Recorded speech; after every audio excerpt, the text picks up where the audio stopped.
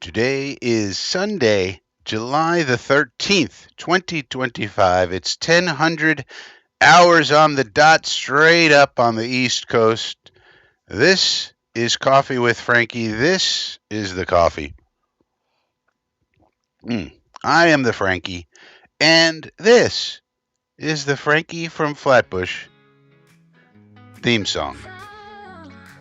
Let's take a listen, shall we? Frankie from Flatbush rides the Brooklyn line. Got a swagger sharp like a vintage wine. Everybody knows his name from porch to his stoop. Hustling dreams in every loop. In the park he starts, hits the handball wall. Echoes hear the stories when the shadows fall. Got 1,000 tales and a confident grin. On the streets of Flatbush where legends begin. Frankie from Flatbush got the city glow, lighting up the borough with his every show. He's the heart of Brooklyn, never laying low. Frankie from Flatbush, always on the go. Bodega lights flicker when Frankie's near. He's got the rhythm, everybody cheers. Corner talks and sidewalk chalks his fame. In the Flatbush breeze you'll hear his name. Underneath the subway on the magic's real. Frankie's moves got that electric feel. From Atlantic Avenue to the urban hill, Flatbush Frankie's giving you a thrill. Frankie from Flatbush got the city glow, lighting up the borough with his every show. He's the heart of Brooklyn, never laying low. Frankie from Flatbush, always on the go.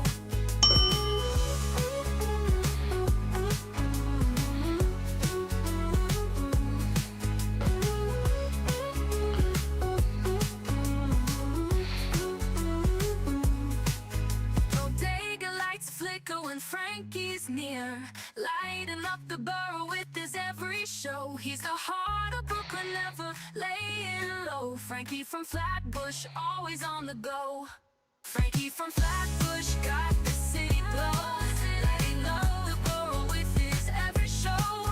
He's the heart of Brooklyn, never laying low. Frankie from Flatbush, always on the go. Always on the go. Always on the go. Always on the go.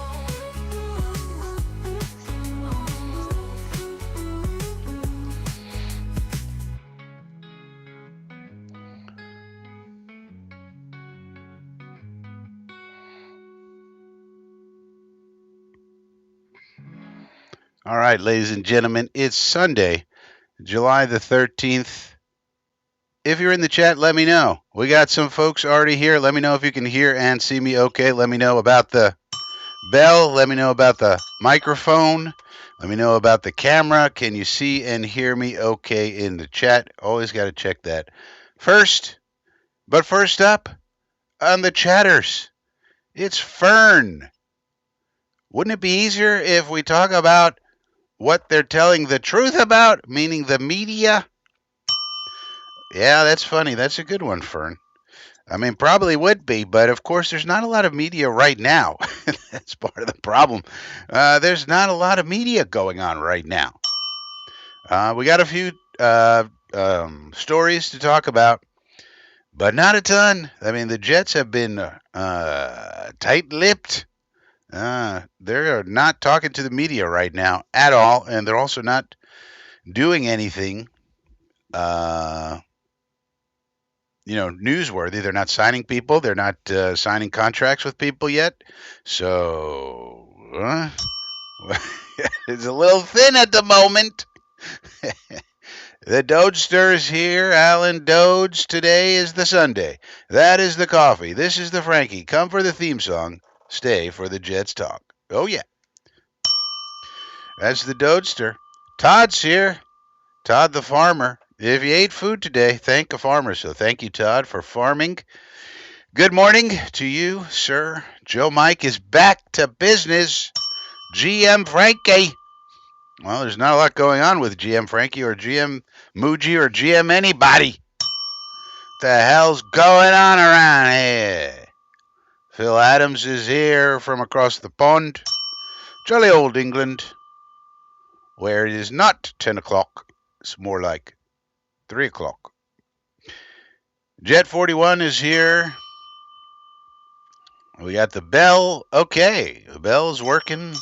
The audio, visual, fantastic. Joe Buddha's here. Buddha Baker. Touchdown maker. All right, we got, it seems like everybody can hear and see okay. So we took a little bit of time off, missed a week over the July 4th weekend. Hope everybody had a happy July 4th weekend and you came back after that weekend with all of your fingers and toes and limbs and everything intact after all the fireworks and everything else. But the good news, the really good news, is that the pressing, urgent audiobook projects that I've been working on are now over, completed, 100%, which means I'll be able to put up more content on this channel moving forward. Planning a couple of videos already today that I'll probably make and put up this week. So you can expect some more content out of old Frankie moving forward. It's been a little light, to say the least, on this channel. But there's not that much really to talk about. Let me know in the chat if you have some subjects, topics, questions. I have a couple of things that we could take a look at. But there's just not a lot going on in the NFL right now. Rich Cimini, for example, hasn't put out a column in like 2 or 3 weeks. Somebody needs to put out an APB on Dick Chimney.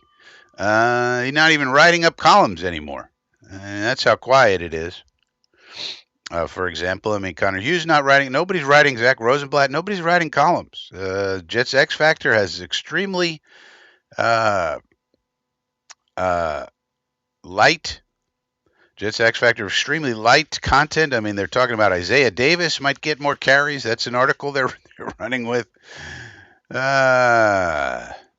Harlan's here. He says, it was okay. I didn't get caught up with any fireworks. All right. I mean, the breaking news right now that people are talking about in the NFL is Browns rookie running back Quinshon Judkins was arrested on domestic violence and battery charge in Fort Lauderdale, Florida on Saturday.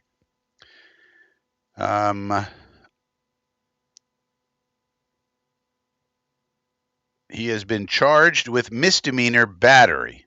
So just a misdemeanor. We'll see what happens with him. But initial reporting doesn't seem like it's all that serious, although, you know, any kind of charge is serious, of course. But that's kind of the latest NFL news. Quinshon Judkins getting arrested in Florida. Joe Mike has a question. What if Tanner Engstaff is creative? I don't know. I think you asked me this a couple of weeks ago, Joe. My answer is the same. I don't care. I don't care where Tanner Engstrand ranks in the OC lists for the Who cares? We haven't been good on offense for a long time. In the past 15 years, we've had a better than average offense one time. The last 15 frickin' years, and that was 2015 when we won 10 games and just missed the playoffs. So who cares? What we want is a guy who knows what he's doing and gives us a better than average offense at the very least. That's what we want. I don't care where he stacks up. This is a great question for the brain deads. I mean, the Badlands people. You know, they're constantly living in the past, Joe. I'm not a past person. Let's go over this. There are some people in the world who are past people. They're constantly living in the past. Everything that happens now, they compare to the past. The brain deads, I mean, the Badlands people do that constantly. You hear Joe Capra, everything that happens. Oh, Jericho Cotchery. Oh, Brad Smith. Oh, Chad Pennington. Oh, Keyshawn Johnson. This happened and that happened. I remember 1999 when this thing occurred and they threw a penalty. And why are you living in the past? I don't understand it because I'm a future person. I always want to know what's happening in the future? What's going to happen? What's happening now and what's happening in the future? That's what I care about. I don't really care about the past other than to learn whatever lessons you can from it and then move on. That's it. Don't live in the past. Who cares? I will not live in the past. I refuse. There's other people who, and that's why, you hear, when I'm with Green Bean, we call Green Bean the Jets librarian or the historian, right? Green Bean's great at that. He can remember everything about the past. He remembers every tackle, every block, every run, I cannot do it. Some people just can remember everything about the past. But I can't. So these are not type of questions for me. I don't care where he ranks. What I care about is he a good fit for our team, and can we have a freaking team that we can be proud of to watch every Sunday instead of the embarrassment we've been? That's what I care about. Can we crawl out of the freaking ghetto? That's what we need to worry about, not ranking the OCs in, doing a tier list, a historic. Leave that out of it. I don't care. Who cares? What we need is a team we can watch and be proud of, and a franchise we can all enjoy instead of what we have, which is a stinking pile of garbage. That's what I say, Joe. So this is a better question for the brain deads. I mean, the Badlands people. They'll tell you. They'll tell you, oh, it's Schottenheimer first, and I don't care. All right, any other topics? I know we gotta reach for content at this point in time.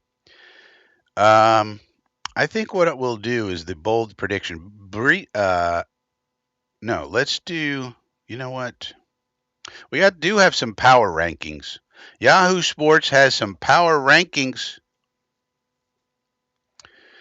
So Phil Adams has a question. Jets open practice session start at 8:30 a.m. Good or bad? I guess it's good. I don't know. People who go to the open practices will have to tell you that. I've never been to an open practice. I mean, it's pretty early if you think about it, but it's the summertime. One thing to think about, it's the summertime, and the earlier you start, the better off you're going to be in terms of heat, right? This is a military thing, That's why you get into formation 0600 hours. You're not starting at and you avoid the heat for one thing. So that's good, I think. Why practice in the heat if you don't have to? The extreme heat, that is. There's a lot of risk with that. NFL player died years ago because of the heat, if you remember that. So that's good. And then people, well, they just got to get there early. I don't think it really matters. The people who mostly go to those things are going to go no matter what time they are, I would say. So I don't think they care. I mean, whatever time it is, they're ready to go because they're probably camp people. It's probably part of their lives. You know what I mean? Every year they go, and this is part of what they do in the summertime. So they probably don't care, and probably better for them too. Again, not sitting there in the grandstands in the heat. So I think that's good. Dode says, so you're saying the data on Engstrand is inconclusive? Yeah. Well, Engstrand hasn't been an OC in the NFL, so he actually does. Not a lot of. Yeah, Dode agrees with me on that. Dode says, I roasted at training camp twice last year. So maybe that's what they're thinking about. Yeah. Keep it cool for the players and the fans. Why not? What would be the reason for not doing that? And then you go inside and have your meetings, right? So do all the physical stuff in the probably have some preliminary meetings early, 7 a.m. Then you get out there, come up with your plan, and then go out there, do the practice, and then go inside, watch the film, have more meetings, and you're inside in the air conditioning when it's super hot out. So it seems like a good plan to me. Seems like this coaching staff, whatever decisions they've made so far, been pretty logical. So that's something. Like GoPros on the helmets in early practice instead of mid afternoon and stuff like that. So maybe we have a smart coaching staff. I don't know. Joe Mike, I tried to get tickets to open practice, sold out in seconds. Yeah, well, we do have an amazing fan base, Joe. I mean, it's incredible. I mean, we have a terrible team that stinks on ice and hasn't been good in 15 years. And yeah, things like this, they sell out. But I think a lot of people are just, this is what they do in the summertime. And remember, the kids are out of school in the summertime, right? So a lot of the parents are looking for things to send the kiddos to, right? These youngsters.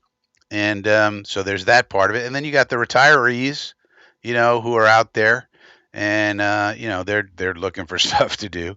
Um, and there's not that many tickets. I mean, how many people are there, Joe and Alan? How many people are at these open practices? 1,000, 5,000?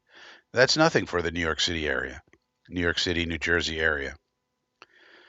I mean, how many people could possibly be at those things? Probably not even 1,000, right? I mean, how many? It's not like a football stadium. We deserve a better product. Yeah, of course. But I'm kind of worried. The one thing I've been thinking about in terms of a better product, the one thing I've been thinking about is like, why did we sign? I still don't understand. We have all this cap space. Why did we sign Noddy, Coward, Tufele to veteran minimum contracts? They're all tomato cans at this point. We need defensive line help. And we signed Chooks Okora for a vet minimum contract, a guy who quit on his team last year. And why did we sign all those guys to vet minimum contracts when we had plenty of cap space? And I think I don't know, but if the reason is that Woody Johnson gave, Muji and AG a small cash budget for the year, then that's very bad. And we're not going to get a better product anytime soon then. Because it just means that Woody Johnson is just going to keep screwing up this team forever. So that's what I'm actually worried about in terms of putting a better product on the field. When you have plenty of cap and you're not spending it, and you tell everybody you're trying to win now and it's not a rebuild, I don't know what would be the reason for that. There's players out there that we could spend the money on who would be better than what we got. And we have the cap space, so that's not a problem. And we're not spending the money. I mean, we haven't heard anything about anybody. I mean, today's July 13th. Training camp starts in 9 days. Some teams are already starting their training camps, like the Chargers I saw. And we're not signing anyone, apparently. I mean, we're not hearing anything about the Jets doing anything at any point in time. We're hearing nothing. So, in terms of, a better product, starting to just, wonder if that's ever going to be possible with current ownership. It's really questionable. Joe Mike says the only illogical move is why. No, that's not true, Joe. That's incorrect.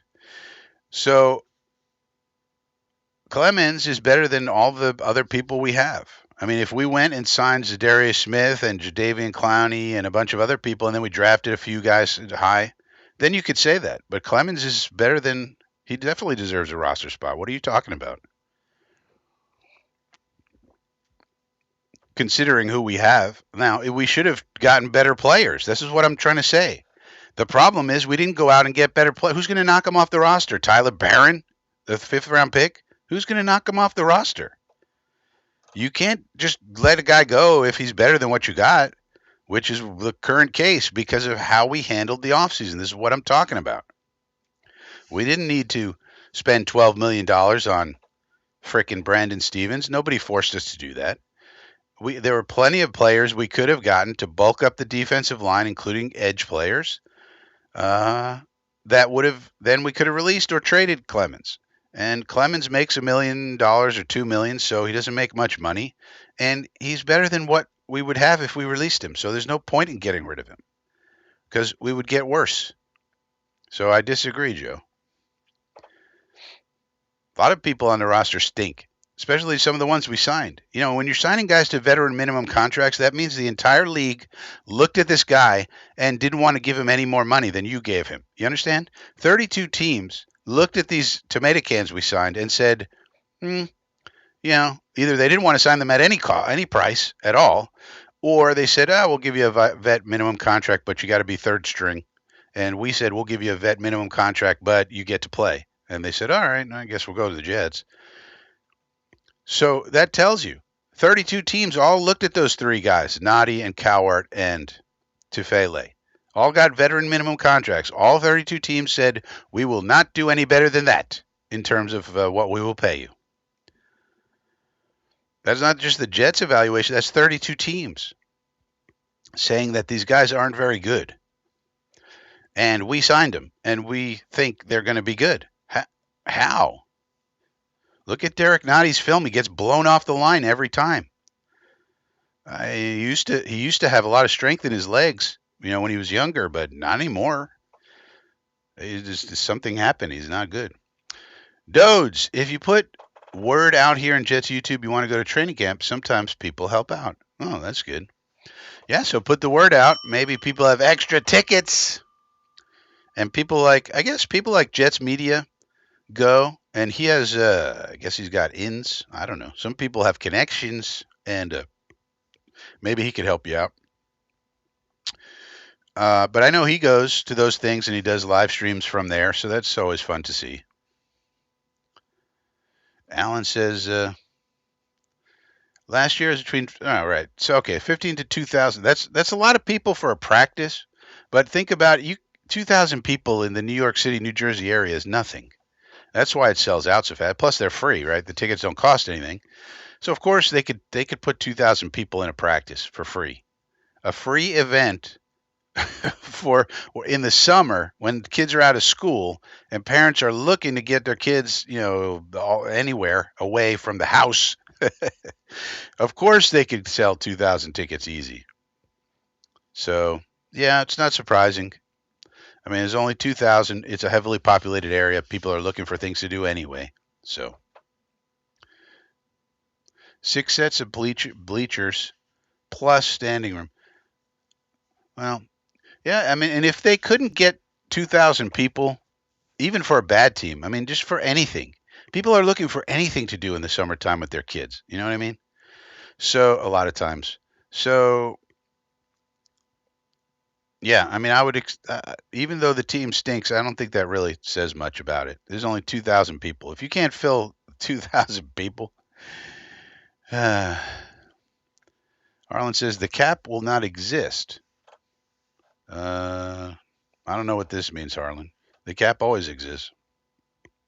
All right, let's look at some power rankings. Where is Yahoo putting the Jets in terms of power rankings, you may ask? Let's see if I can share screen. See if I can remember how to do this thing.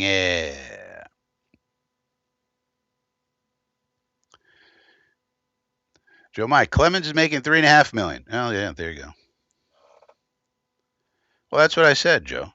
If we signed some of those guys, then yeah, then you can say, okay, Clemens is gone. Let's look at. But we didn't. That's the point. That's what I'm saying, Joe. We didn't sign those guys. So based on the current roster, you can't let them go right now. But yeah, if we drafted somebody high and we signed a couple, yeah, then you could do it. That's what I said. Let's see what he's making. Now I'm curious. Because he was a 4th or 5th round pick. And of course, this website is not working. Let's try over the cap. Player search. Oh, that's why. Because he spells his name incorrectly. He spells his name weirdly, the first part. Michael Clemens. Well, yeah. Base salary, cap number. Yeah, you're right, Joe. He jumped up. I was thinking about last year. Last year his cap was 1.1. Look at that, man. I mean, good for him. You know, as a 4th or 5th round pick, 4th round pick, He goes from his third year, he was making less than a million, about a million, and it jumps all the way to 3.4, 3.5 with the cap number in the fourth year. So, I mean, he's not exactly expensive. That's still relatively cheap, but so that my point stands. But the point is, we didn't sign anybody or draft anybody better than him. So he's going to play. And what's his name? Coach Wilkes already mentioned his name in terms of unprompted things you say when somebody asks you about your defensive line. He already mentioned Michael Clemens. So once they do that, once you hear somebody mention a player unprompted, meaning they didn't say, "What about Michael Clemens?" They said, "How do you feel about your defensive line?" One of the players he mentioned was Michael Clemens. So that tells you he's sticking around. And this is a guy, I mean, if you want to be optimistic about it, he's in the final year of his contract. Okay. He's making money, okay money. He's making a million, 1.1 last year or so. Now he's jumping up to 3.5. But if he wants to stay in the league, he's basically going to get one more contract because he's already 28 years old. So he's basically going to get one more contract, if so. And he needs to have a great year to get another contract from somebody. So, in terms of motivation, in terms of bulking up and getting stronger, in terms of I don't know, being better, you could say, well, he needs to have a contract year in order to get paid. So if he's going to be good, you would think it's going to be this year. That would be the optimistic case. So, yeah. But we don't have anybody better on the roster, so we can't let him go. Oh, Harlan says, oh, no, that's not true. Once Gardner and Wilson sign extensions, there won't be extra money anymore. No, that's wrong. See, so this is where, like, people listen to Rosenblatt and Hughes. When we do an extension for them, it's going to be an extension. We're not going to rip up their current contract. So it's not going to eat into this year's cap space really at all because it'll be an extension. In theory, it'll hit cap space years out. However, you're going to convert that salary into a signing bonus. And when you do that, then it's cash, not cap. And so that's how we have to manage those contracts. We want them to be cash heavy, not cap heavy, because Woody then needs to spend money. And then it comes down to Woody's willingness to spend the cash because he has to pay that money right away. So it's not going to hit the cap this year, and it shouldn't really affect the cap too much. It'll be a fair cap hit, in the outer years. But if we structure it correctly, which is an important part of contracts in the NFL, is structuring them and accounting. And I know a lot of people don't understand accounting. Mm-hmm. And if we do the accounting right, then it won't be too bad. But it's not going to affect this year. No. Todd, how much is the salary cap this year?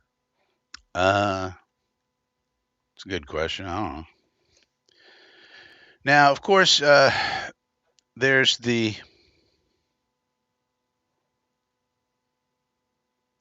so right now, according to Over the Cap, we have 30 million right now for this year. Does this tell me what the well caps are adjusted by carryovers and incentives that are either earned or not earned. But right now we have 29 million. We got plenty of money to sign everybody and to add to the team, and we're not doing so. So we really have no problems cap-wise. That's why I say it's probably a cash issue, because we really have no problems cap-wise. Jets Worldwide, hello from Italy. Italy, Spezia, Pisa, Ventimiglia. A lot of the cities in Italy, Italia, end in an A. Ventimiglia, Pisa, Spezia. Joe Mike, bonehead penalties, jumping on piles, miss. I just don't see it with Clemens. I'm not saying he's good, Joe. I'm saying we don't have anybody better. Like, people are really crazy when they think about people. There's nobody better. We understand he's not good. I'm saying we have nobody better. You understand? And everybody remembers that one jumping on play and thinks that's the only thing he ever did. It's crazy. Michael Clemens. Oof. Yeah, he's not good. He's not good, but we got nobody better. That's the problem. And that's the problem. Like, I've been screaming about our defensive line this whole offseason. And so, this is not a good idea to go into the season with Michael Clemens as a player on your roster. I will say he had a terrible year last year, but the previous 2 years he was better than average, then he fell off a cliff last year. Although he had his most snaps of any year. So again, you could say, hey, what if he reverts back to the 2023 form? And what if he's in a contract year? Average players, you need average players on your roster. But yeah, he's not good, but we don't have anybody better. So that's bad roster building, Joe. I mean, I've said it 1,000 times. We did a bad job roster building this offseason. Hank G is here.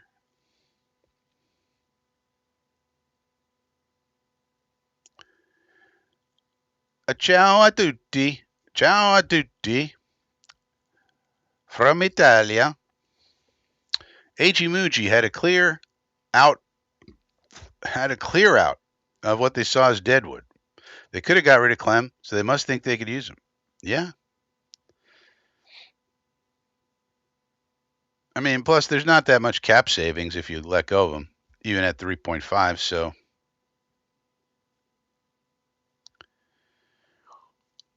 yeah, maybe he can. I mean, if he could just get back to the way he was in 2023, where he was average, that'd be better. He was below average last year.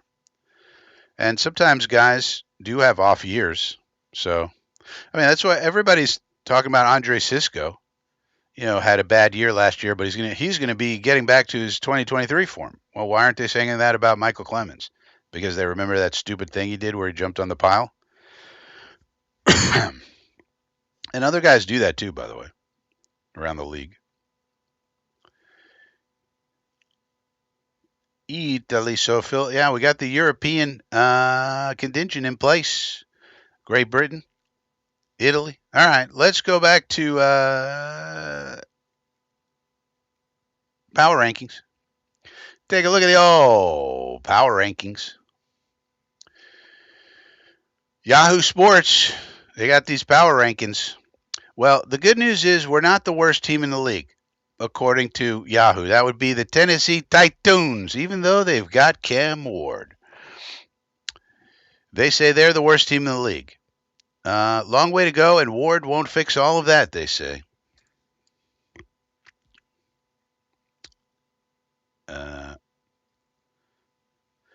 Oops. There were a few bright spots on the roster. Jeffrey Simmons is a star. T'Vondre Sweat and Jarvis Brownlee had promising debuts. Tony Pollard, Calvin Ridley. Yeah, but rebuilding will take a while. If Ward hits, at least that's a start. So I guess the Titans might be the worst team in the league. We'll see. We'll have to see. All the reports on Cam Ward so far are positive. So coming out of camp, they were saying he was doing really well. So that's good news for Titans fans. 31, New Orleans Saints. Mickey Loomis. Will he ever get tossed out of there? I don't think so. The plan for the Saints always seemed to be that when Drew Brees retired, there would be a total teardown. That really didn't happen. It still hasn't happened 4 years after Brees' last game. Wow, only 4 years. Seems like a long time ago when Drew Brees was playing. They didn't blow things up, have a terrible cap situation, and one of the oldest rosters in the NFL, and Mickey Loomis maybe is never getting fired ever for some reason.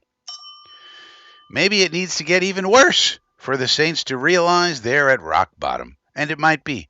Kellen Moore is a rookie head coach. He does not step into a good situation. Derek Carr retired. They got Tyler Chuckaluck. Curious pick for a fading team, considering Hill turned 26 years old in September. I don't see how that matters. The surrounding cast has some recognizable names who have had good careers, but is short on stars in their prime. 30, the Browns. Surprising, this team has a really good roster except for quarterback, and yet they're 30th on here. And they passed on Travis Hunter, and they got the defensive tackle. 29, the Panthers, so not good for Panthers fans, you'd think. I mean, the Panthers are in the ghetto with us. Boy, you got to think at some point they're going to break out. Bryce Young played well in the second half when he got back in there. They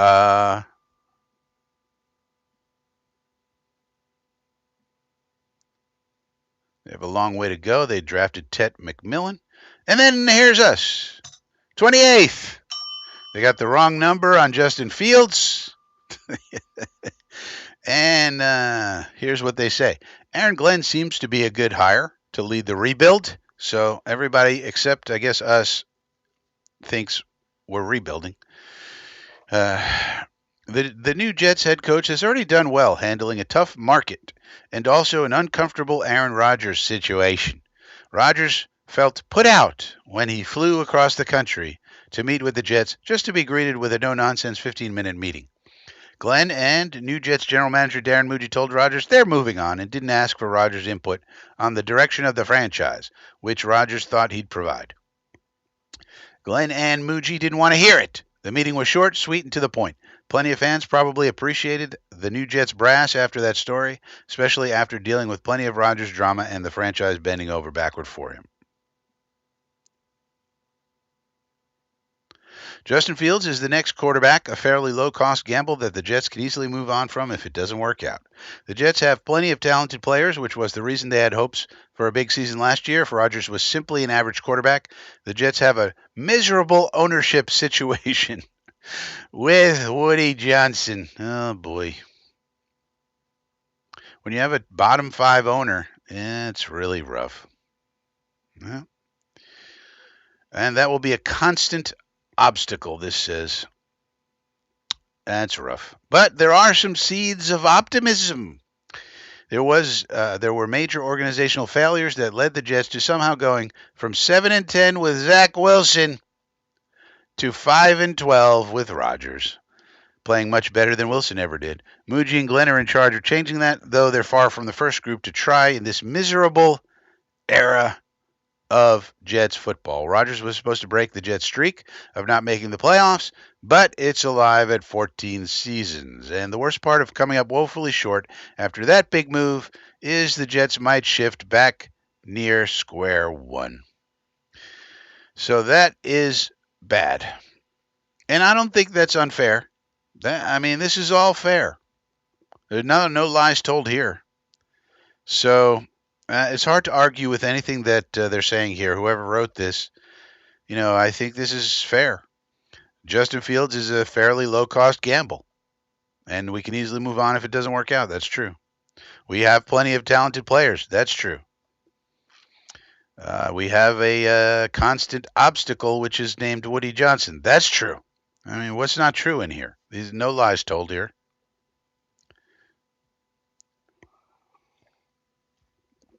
So, and then you have the Giants at 27.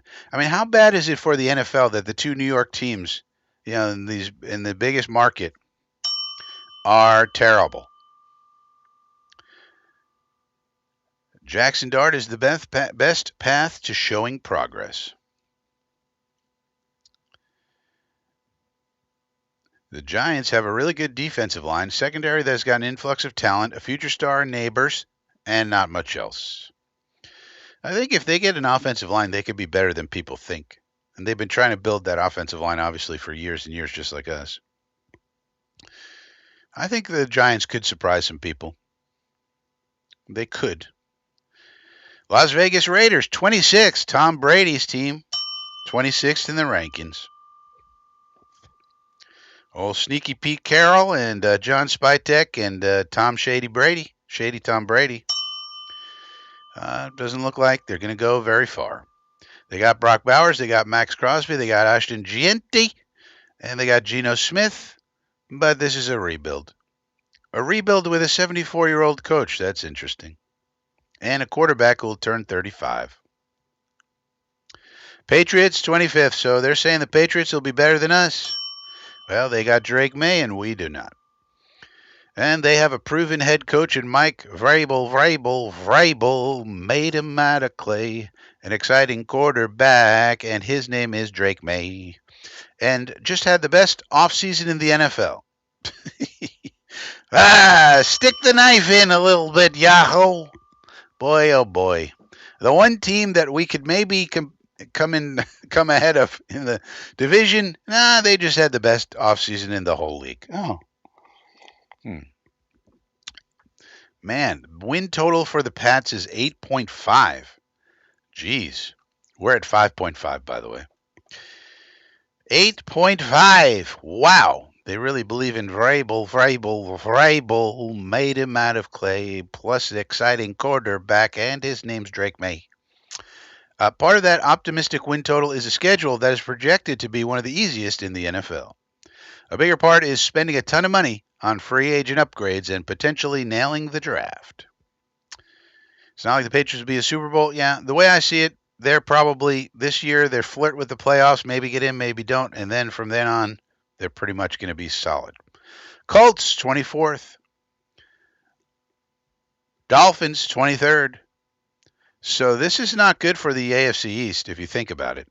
They got, in the bottom third of the league, they got the Dolphins, the Pats, and the Jets. That's bad.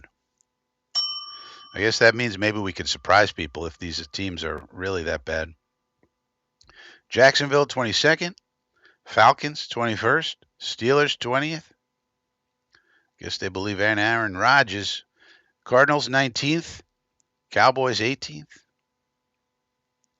Seattle, Sammy Darnold.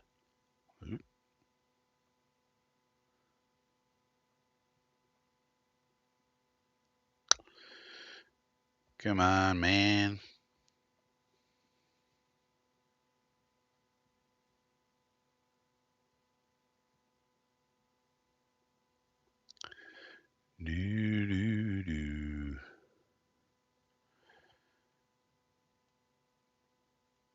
Well,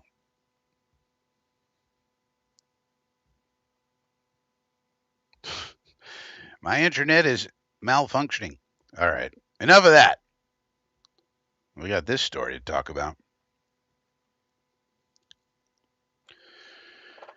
All right. A bunch of comments. Todd says, personally, I'm not happy with the defensive line. Both D couldn't stop a nosebleed and offense couldn't push forward. Yeah, but hopefully we address the offensive line. Now, the offensive line last year, the problem was Aaron Rodgers wanted to throw the ball 6,000 times. And we remember, we ran the ball the least amount of anybody in the league last year. That's not going to be the case this year. And we got Membu for the right side, and Okafor, for all of his quittiness, is a decent swing tackle. And Josh Myers is a good backup for the interior. So our offensive line this year is better, and we should be running the ball way more. Way more. A ton. Like, we might go from last to first in rush attempts, Todd. So I think we could see, even though we have a lot of the same players, the play style is going to be a lot different. We're going to be running the ball way more. And so that's not a problem. The defensive line is a problem, as I've stated.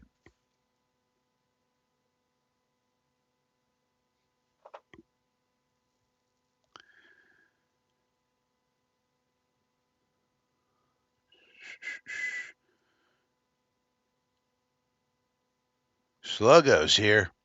What's up, Sluggo? It's all about the success of the O-line. I would agree. If you have an excellent offensive line, like a top-notch one, that can elevate your team. Because if you do, and that includes the tight ends blocking, as we say, block somebody, football club. How about we block somebody? Uh, if you have an offensive line that can move the line of scrimmage and you're really good at running the ball, what happens? Then the defense has to react to that. They have to put more men closer to the line, and then you can throw easier. So it all starts with the offensive line. Jim Harbaugh says offensive linemen are weapons. They said, "Do you going to pick an offensive lineman or a weapon in the draft?" He said, "Well, we kind of think of offensive linemen as weapons, and they are, and they should be paid more, by the way, because if as they go, your team goes. If you don't have a good offensive line, you really can't do anything on offense. Very few teams can. So that's the one thing to hope for. Hope that Membu's really good. Hope that Olu stays healthy and is entrenched in his left tackle spot, as opposed to being moved around like we did last year. You know, Olu will be our starting left tackle. Hopefully he gets a little bit better. Hopefully Membu starts off really good, and then we have a solid foundation. And if you can run the ball, then, like I said, everything flows off of that. So that's the reality of the situation. We need to block somebody. You do that, and everything becomes easier. Doge says Dolphins are going to drop off a cliff this year. It's very possible. They have a very strange team. That's another GM. I don't understand why he still has a job, honestly. But they could be good. I mean, they still have Tyreek Hill and Jalen Waddle and HN, and though the offensive line is still not good, in my opinion, at least until we see that it is, you still have Tua, who's one of the most accurate quarterbacks in the league, but he can't stay healthy, and he can't play in the cold weather. And the defense, they do have a bunch of guys coming back from injury, Chubb and Phillips. How are they going to be? And they just traded Ramsey, so they have problems in the. I mean, yeah, it's hard to see them being good. I mean, they could be. It's possible, but a lot of things has to go right for the Dolphins. And then Tyreek Hill is another year older, and he's a constant headache. So what are you going to do with him? And if they don't make the playoffs this year, are they going to fire McDaniels? They're saying he's on the hot seat now. So you may have some turnover there. Seems like Chris Greer never gets fired, even though they haven't won a playoff game in 25 years. Chris Greer just continues to be the GM no matter what. Some of these people, you can't get them out no matter what. I mean, Chris Greer, Mickey Loomis. The man, I guess he's just living off of those 20 years with Drew Brees and Sean Payton. And, other than that, but it was 20 years of a career. And what about Duke Tobin for the Browns? I mean, these people never get fired. Duke Tobin for the Bengals. I always get those confused.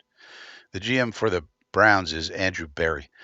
But even Andrew Berry, shoot, man, at some point somebody's got to look at Andrew Berry and say, that Deshaun Watson contract, hello? That screwed up your whole franchise.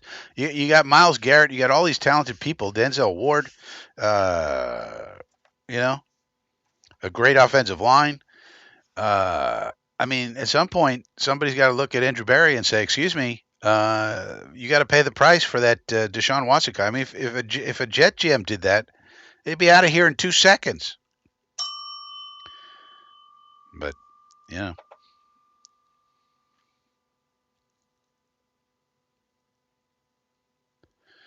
Sluggo, if O-line has success, yep. Exactly, Sluggo. You and I are on the same page, Sluggo. Sammy Darnold is now Sammy Sea Chicken. Yeah, it'll be interesting to see how he does out there as his career progresses. He's had a very interesting career, you could say. And it'll be interesting to see how J.J. McCarthy does in Minnesota. One of the things that we might want to do this year is maybe do some more watch-alongs of different teams on this channel, because there's a very good chance the Jets season isn't going to be very exciting. It could be. Could be, but the odds are that it won't be. Unfortunately. Phil Adams, even the Jets kicker will be blocking. Hey, you don't block, you don't get the rock. That's for the wide receivers. Jets worldwide from Italia. Frankie, we saw what AG did with the injury riddled Detroit defense. I mean, did you see the last game they played? Do you have faith in AG and Wilkes? Uh, I mean, how are you going to, what magic dust is he going to sprinkle on Derek Nottie to make his legs be strong? I mean, watch the film on Derek Nottie. He gets blown off the line of scrimmage. Jay Tufele is a nobody. Byron Cowart, you could say, okay, he has a little bit of potential. You watch a film on him, and he does have a little bit of burst. Maybe he could do something. But you need 8 of those people. You need 8 defensive linemen who are at least solid, and some of those need to be very good because we're in a 4-3 defense. So, you know, we'll have to see. I don't know. You know, some of those games down the stretch, the Detroit defense didn't do so well, but they were injury riddled. So you need player talent. You know, yeah, you can. I mean, you can blitz more. You can always blitz more. On defense, you could always blitz more. But it's going to be a question of how are we going to stop the run. So I would say AG and Wilkes are very respected defensive minds. Put it that way. So I'm interested to see how they move forward. You need people who can play the run, and we don't have too many of them. And that's a problem. I don't care how good your defensive backfield is. If you can't stop the run, the teams are just going to keep running. They're not going to throw. And Will McDonald's not good against the run. Hasn't been. Can he improve? Let's see. I don't know. He hasn't been good he's been terrible in his career against the run. Good against the pass. Jermaine Johnson's coming off an injury. He's a good edge setter, but he's coming off an injury. How's he going to be? I don't know. So who do we have? And we signed 3 guys to a vet minimum contracts, which means the entire league said we don't want to pay any more than a vet minimum contract for you. That's the evaluation of the entire NFL. And then we have Quinnen, who's going to get double and triple teamed. And you know, so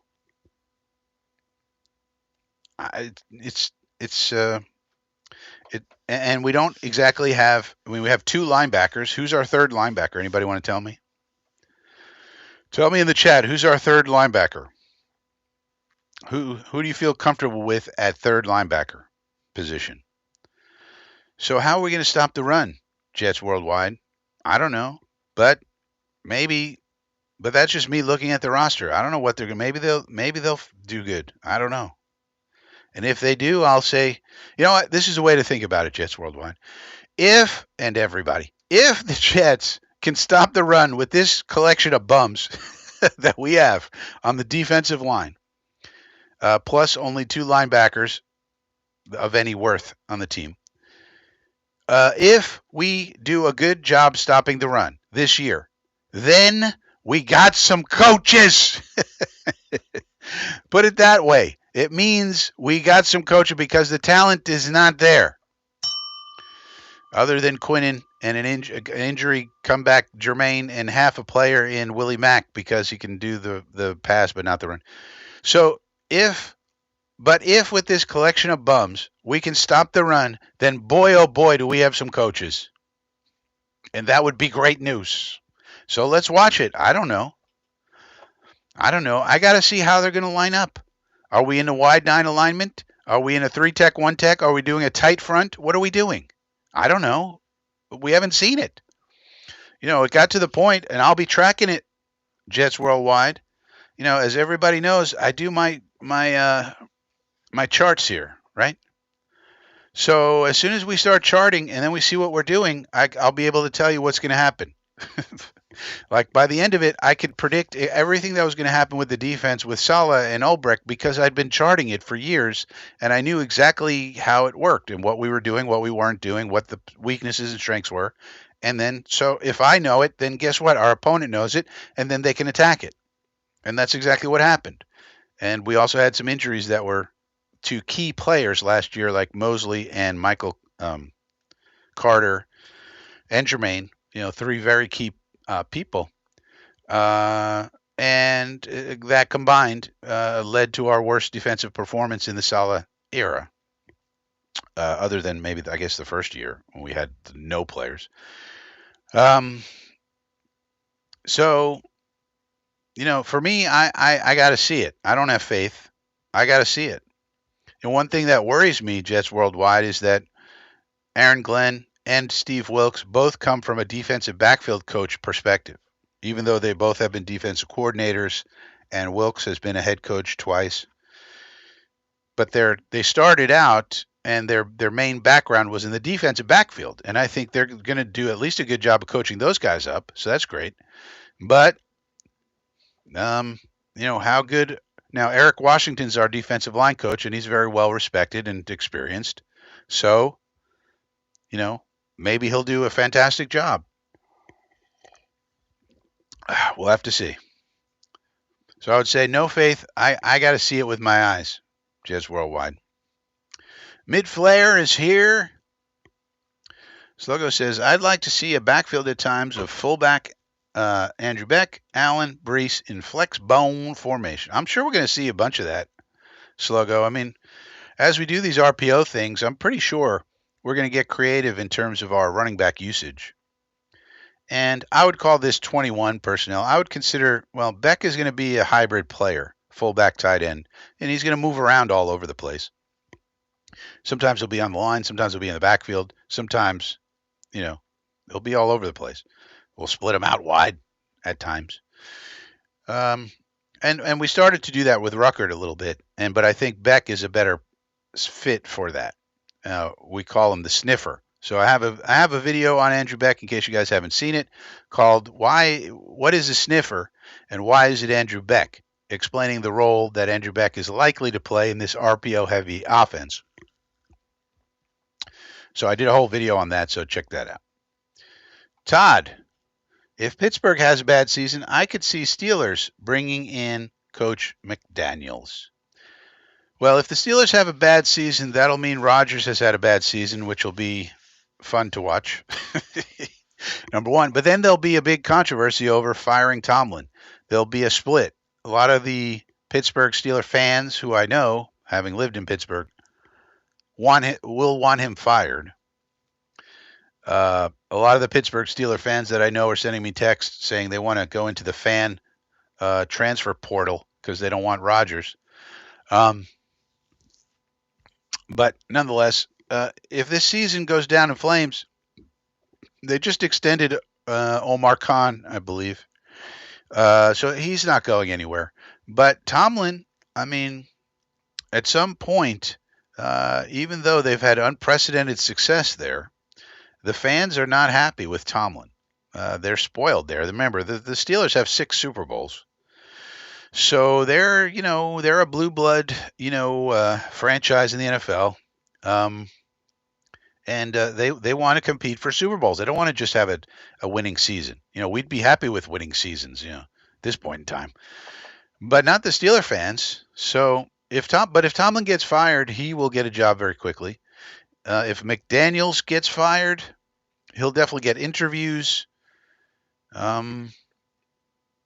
I'm not sure. People are going to look at McDaniels and say, well, you had Tyreek Hill and Jalen Waddle and Achane and Mostert, who scored like 1 million touchdowns that one year. You had and you had a very accurate quarterback in Tua. Can you do that without the unique talent of specifically a Tyreek Hill? I mean, the fastest man on earth, basically. Tyreek Hill saves that offense a lot of times in many different ways. And not many teams have a Tyreek Hill guy. Everybody wants speed, but Tyreek is like the fastest ever, apparently. So I don't know. He'll get interviews for sure, but he might, he might want to go back to being an OC. It'd be interesting is if he went back to be Kyle Shanahan's OC. Bring the band back together. if the 49ers have a decent year and they stick and Salah doesn't leave, and then they want to bring in McDaniels as the titular OC, even though Shanahan calls the plays, and bring in the creativity of McDaniels to be the OC to kind of assist Shanahan. That could be a pairing I could see. But the Steelers, I don't think Steelers fans would warm up to McDaniels actually. Just the way he speaks, he's got a unique way of talking. I think he's hysterical personally. But it's a unique way of communicating. It's not exactly, you have to understand what Pittsburgh really is as a town. It's very blue collar. They don't take to outsiders very well, and which I found out very fast. And the way he just has a unique communication style that I don't think the people in Western Pennsylvania would really appreciate, to be honest with you. If the Steelers fired Tomlin, boy, who would they go after? That is an interesting guy would be Mike McCarthy because he's from Pittsburgh. Would that be a fit? I mean, coached at University of Pittsburgh, that sort of thing. And you could sell it. He's been very successful. People like to knock Mike McCarthy. If you look at his record, I mean, all he does is win games. I mean, he has an excellent record, Super Bowl ring. I mean, I think that could be the fit there. So it'll be interesting. That would be a very interesting offseason to see what happens. Todd says, I have many Steeler fans in my family. They all want to coaching. Yeah, this is what I'm saying. Interestingly, right? Because we would kill for a guy like Tomlin. And there would be no way, because Tomlin would get a head job somewhere else, easy. So there's no way we could bring him on in any capacity. We'd love to have him, though. Louis V, love the content, brother. Well, thank you, Louis V. And if you love the content out there, why not give me a thumbs up? Hit the thumbs up on this video. It's right down beneath the video screen. Hit the thumbs up. Hit the subscribe button. Subscribe to the channel. Why not? We're trying to grow here. And you're saying, well, Frankie, but you don't even put out any content. Look at your content lately. It's been barren. You put out a stupid AI video lately. Yeah. Well, but now all my audiobook project, my urgent ones, are over. I just finished it last night, 10 p.m. So that was what was keeping me from producing content. Now there's going to be content coming out on the channel way more frequently, like maybe even twice a week. Plus the coffee with Frankie. So you want to be subscribed for that. You don't want to miss a thing. You don't want to miss when I put out emergency live streams. You don't want to miss when I come out with some brilliant video that everybody's going to steal, the content from. Yeah, you want to know. You want to watch old Frankie. So subscribe to the channel and also think about joining the membership tier. We got 3 tiers in the membership. You can be in the inner circle. You could be in the inner square. You could be in the inner triangle. Whatever you can afford, and that helps support the channel as well so we can get more content up for you. So please consider doing that if you do love the content like Louis V is saying. Sluggo says trade for Chiefs linebacker Leo Chenal. Well, why would they give him up, Sluggo? So this is going back to my question about linebacker 3, I guess. So this tells me, so Sluggo's saying, we are so barren at linebacker, we got to make a trade with the Chiefs. Now, the Chiefs, of course, are a Super Bowl contender. Why are they going to give us Leo Chenal? Why? They're in their Super Bowl. They're not in get rid of talent mode. What would motivate them to get rid of him? They're trying to win a Super Bowl. They need all the talent they can get. Even if he plays a small role on their team, that is valuable to them because every little small role is super valuable to the Super Bowl contenders.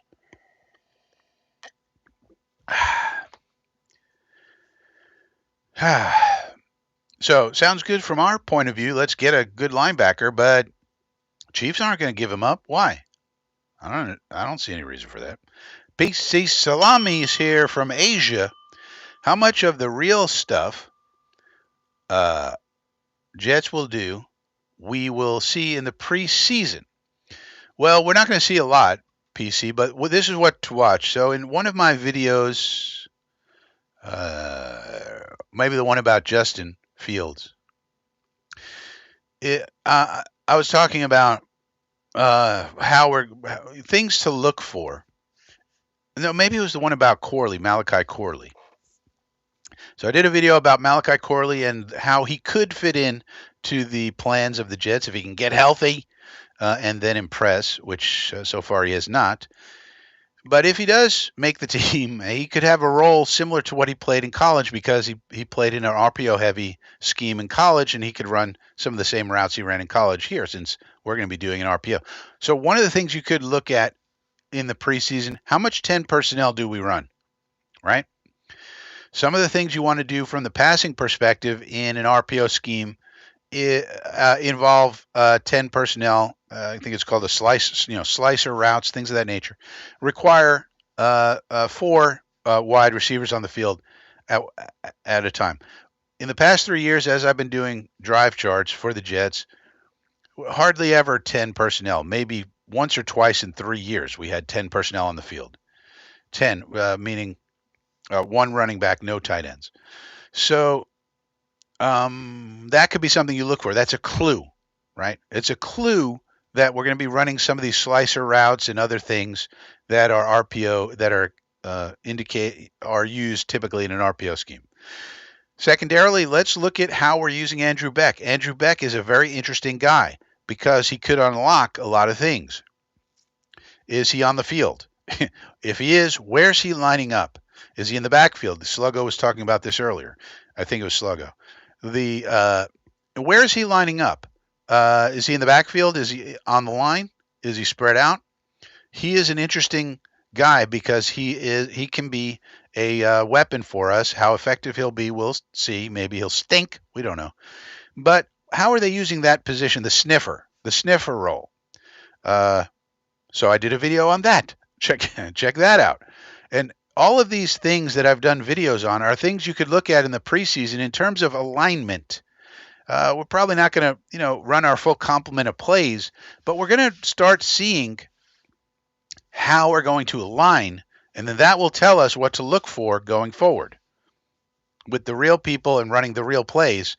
But the alignments will probably be similar to what you'll see, to some degree in the regular season. Like I remember that year. Remember when we had Trevon Wesco? Remember that kid, that guy? And in the preseason, they were trying to use him in certain ways, and I was saying, "Oh no!" If you remember, this was 2-3 years ago, wherever it was when we had Trevon Wesco. We were trying to use him as a hybrid, like we're going to use Andrew Beck, and I was saying, "Oh no, this is bad because Wesco's not good enough to do this." We were trying to use him in a way that he wasn't good enough to do. And so we saw it in preseason, and then they tried it in the regular season, and it was bad, very bad. And eventually they had to abandon it. So, you can start to look for clues, PC. And we'll probably do some watch alongs, right? Let me know in the chat if you guys want to do preseason watch alongs. You know what I mean? Where we just come on here and we do our normal watch along. I don't know. Maybe I'll do a drive charting a little bit. I mean, the second half of these games gets pretty crazy. Maybe I'll just do first half drive charting. But let me know if you guys would tune in here if we did a watch along for the preseason games. Let me know, because maybe we'll do that. And then I'll tell you. I'll tell you what to watch for, PC. Harlan says, maybe the Jet defensive coaches could get Gardner to get some interceptions. Yeah, that'd be nice. Spin Max Dave is here. Sorry, late to your party. Well, that's your fault, Spin Max. Who will have more catches, Wilson or the rest of the field? Well, it depends. I hate to say this, but on offense, everything depends on what the defense does. So we'll see. Wilson will lead in targets probably, But if they're double and triple teaming him, Spin Max, then we have to throw to other people, at least until they stop doing that, right? So it just depends how the defenses treat us. Probably the rest of the wide receiver field. Probably the field, and when you add it all up, I mean, how many catches is Wilson going to get? 100. That would be a great year. The rest of the team's the rest of the wide receivers will probably have over 100, I would think. Yeah. Well, maybe. And it also depends how much we throw the damn ball. If we're ground and pound, Spin Max, and we just have one superstar wide receiver named Garrett Wilson, and everybody else is just really bit role players, and we're just running, and Fields is running, and we got a three-headed monster in the backfield, and all this. Well, and don't forget, the running backs are going to get a lot of passes too, and Mason Taylor, if he ever signs his contract, is going to get a lot of targets and catches. So, I guess this is a good kind of like trivial trivia question, because it's like you got to spread out all the targets among all the guys, and then how much are we passing, and then how are the defenses treating Wilson, and all this stuff. So, I guess it's a fair question. Jets worldwide. From what I've read and heard, the defense will not be one-dimensional. What does that mean? Perhaps coaching will game plan according to our opponent's strength. Well, that's what they said, and that's what every coach says, Jets worldwide. So what we need to watch is, okay, and here's something else we could watch in the preseason. So if you guys want to do watch-alongs, this is something else we'll watch. When we say we're not going to be one-dimensional, what does that mean? What I've heard is we're going to have 4 down linemen. That's not my preference. But what that means is we're one gapping and not two gapping. We're not going to be flexible, at least in the front. And then what you're talking about is maybe blitzing more. Okay, we're going to blitz more. Great. But that doesn't help you stop the run. So if you were going to be multiple, you have to start with a 3-4 front.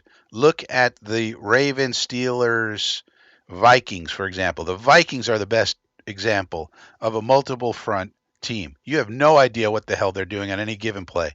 They start out with a 3-4 front. They'll bring 2 guys up. They'll bring 1 guy up. They'll double mug the A gap. They will do sim pressures. They'll do fire zone blitzing.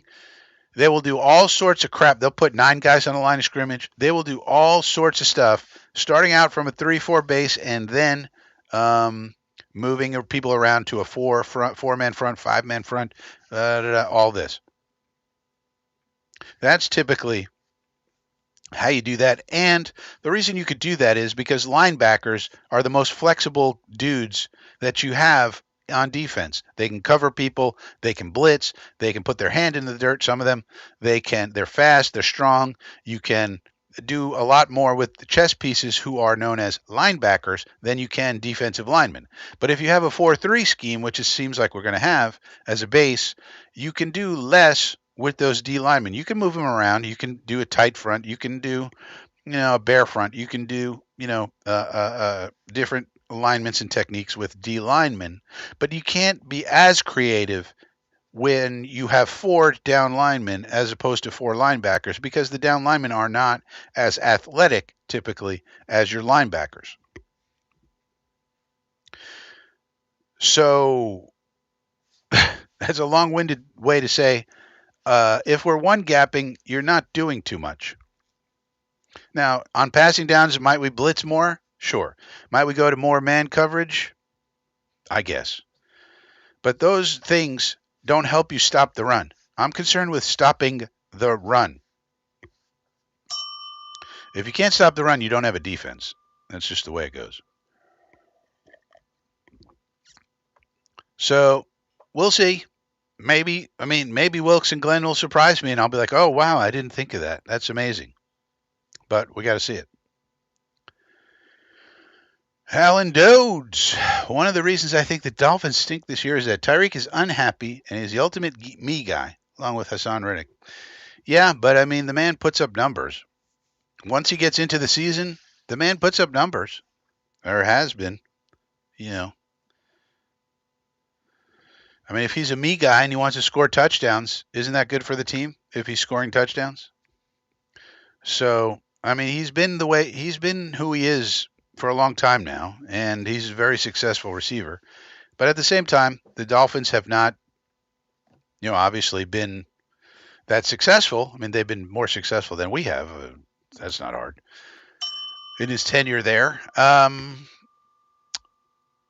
But so I don't see how that really matters, Alan. I mean, he's always unhappy. He's always a me guy, and he does what he does, and he puts up huge numbers, and he's the fastest guy on the field every time, and he's a real problem of how you defend them because of him and Waddle also. And then they just lost their tight end who was really good, Johnny Smith. McDaniel's not very blue. No, he's not. He's a Yale intellectual. Pittsburgh. Yeah, exactly.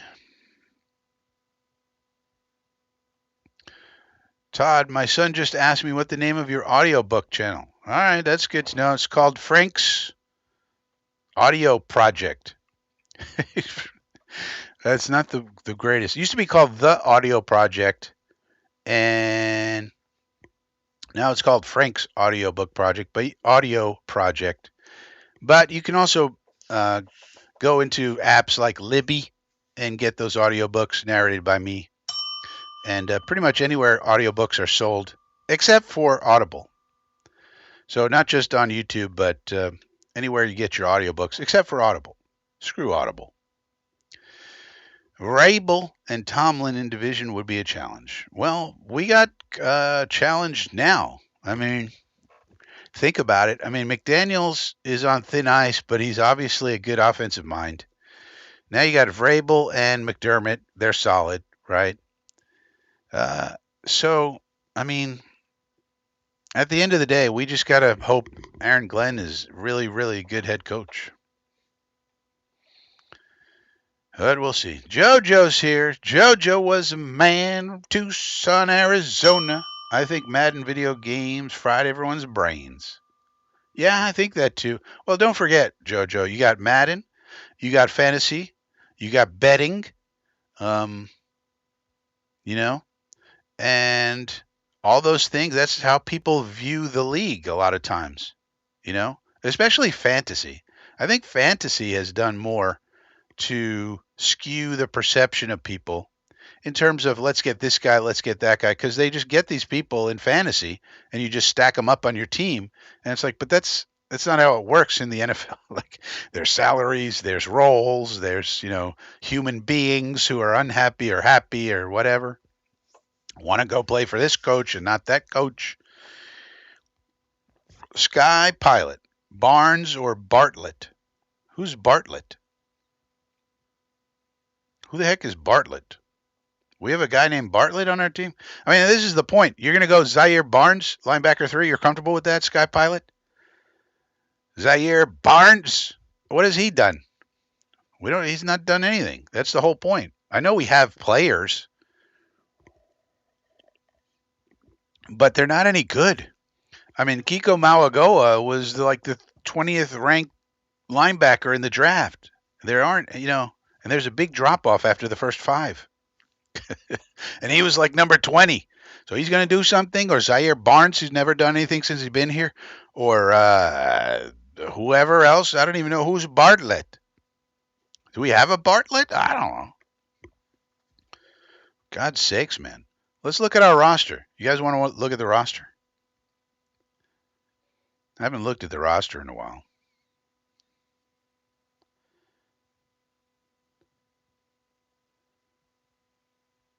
You guys want to look at the roster? Huh.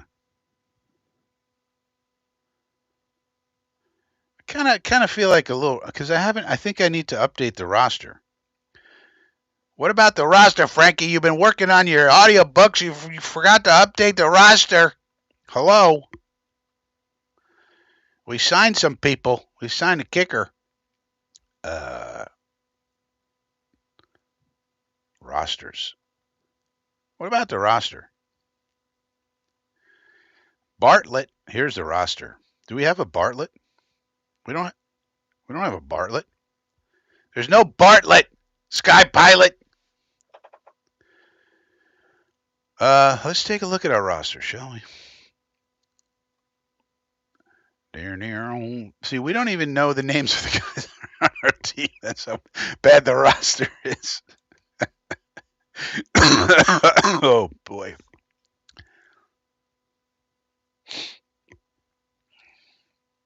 Yes, Gibson's still on the team, fighting for a roster spot. JoJo would watch preseason watch along. Phil says yes. Yeah, Todd says yes. All right, we got 3 yeses. I guess that seals it. Harlan says maybe. Smart at wide receiver. No, he's a tight end Sky Pilot. But this is an interesting comment because I'm going to have an interesting video coming up this week about Stone Smart. Similar to that. Sauce 4-3. Yeah, you asked me this before, Sluggo, but this is not in the public domain, so I can't do it. I only do public domain stuff, Sluggo. No one wants to hire me. I have to. So this is not in the public domain, Sluggo. So there's a version. There's an audiobook version of it out. I'm sure the publisher did one, but I only do public domain stuff. Josiah Bartlett. Yeah, so you can see here. Here's our defense, and you can see there's nobody named Bartlett on it. But probably right now our third linebacker is probably Jamin Davis or Kiko Mawagoa, right?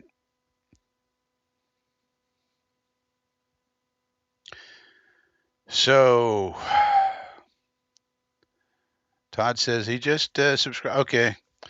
Well, yeah, and I haven't been putting stuff up there either. Obviously, I do have plans to expand that channel, Todd, so hopefully do some educational type stuff as well. So we'll see. Jared Bartlett. Oh, there is a Bartlett. Who is Jared Bartlett? Well, I have him on here, so I guess I'm wrong. Sky Pilot. Jared Bartlett. But he's in blue, so that means he's a UDFA. So it's not going to be him. I mean, it's going to either be Jamin Davis, Zaire Barnes, McCrary Ball, or Kiko Mawagoa. Jared Bartlett's not going to make the team. I didn't even know who he was. So he's not going to make the team if I don't even know who he is. Dodes says preseason watch along.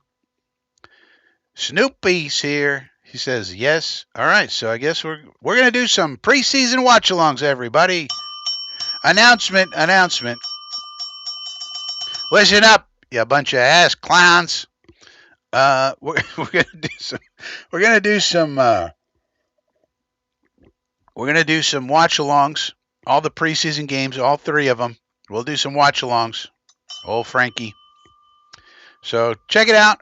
Subscribe to the channel if you don't want to miss when that's happening. Give this video a thumbs up. Thumbs up. Why not? And subscribe to this channel because you don't want to miss when we do a watch along where we could watch Jared Bartlett run around a field and make some tackles. Whoever that is. Who is Jared Bartlett? Maybe Bartlett pairs. They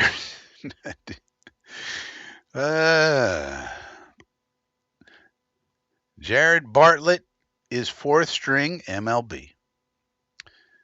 Havmo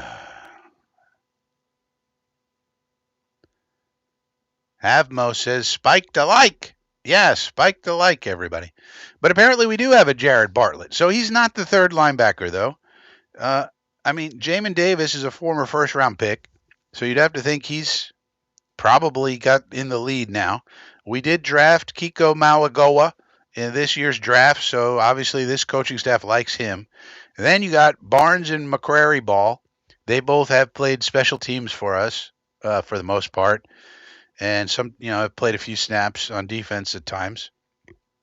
All those players are ahead of Jared Bartlett and Jackson Sermon and Aaron Smith, whoever these people are. I don't know who they are.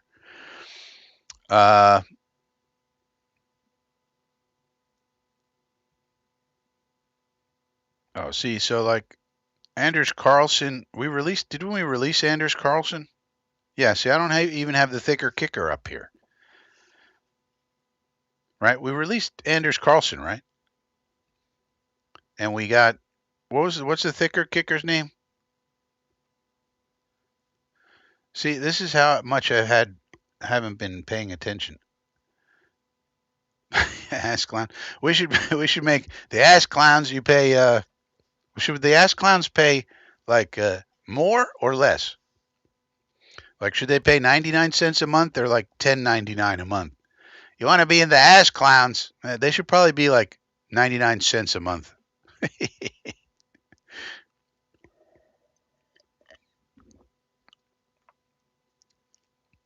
Sluggo says preseason Jet games just aren't shown in parts of upstate, and why? So I'd love a okay. Davis or Mawagoa. Well, right. So we have people, Sky Pilot. I'm not saying we don't have people. I mean, we have 90 people on a roster here, but these aren't good people. I mean, Jamin Davis flamed out. Yeah, he's a former first round pick, but he flamed out in Washington and hasn't been able to do anything. Uh, Mawagoa was a fifth round pick who was ranked 20th in the linebacker rankings by Brugler or whoever. What's the chance he does good? And then you have Barnes, McQuarrie, but I'm not comfortable with any of these people. And Quincy and Jamian are good, solid. Uh,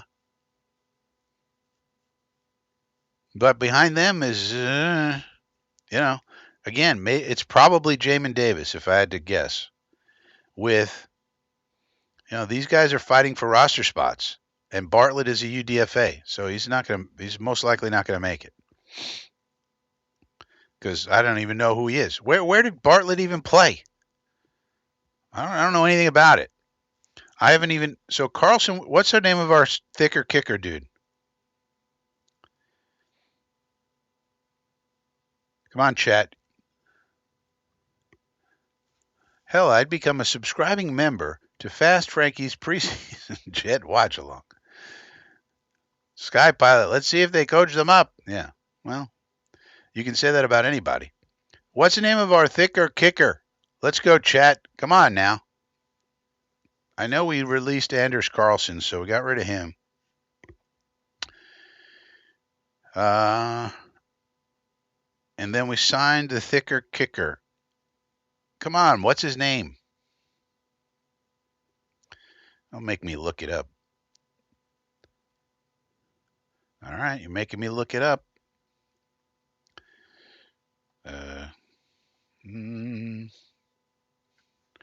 The thicker kicker. Harrison Mevis. That's what it is. Oh, Mevis. All right, so we got Mevis, Harrison. He's probably going to be our kicker. And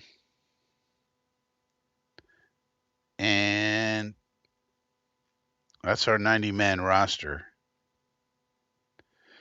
So our kickers are probably going to be Kai Kroger is going to be our punter, and Harrison Mevis is going to be our kicker, probably.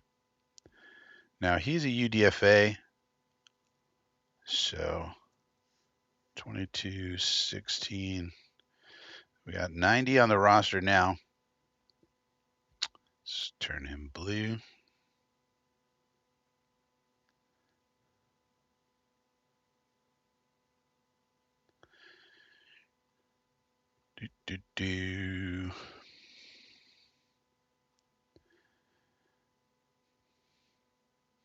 Man.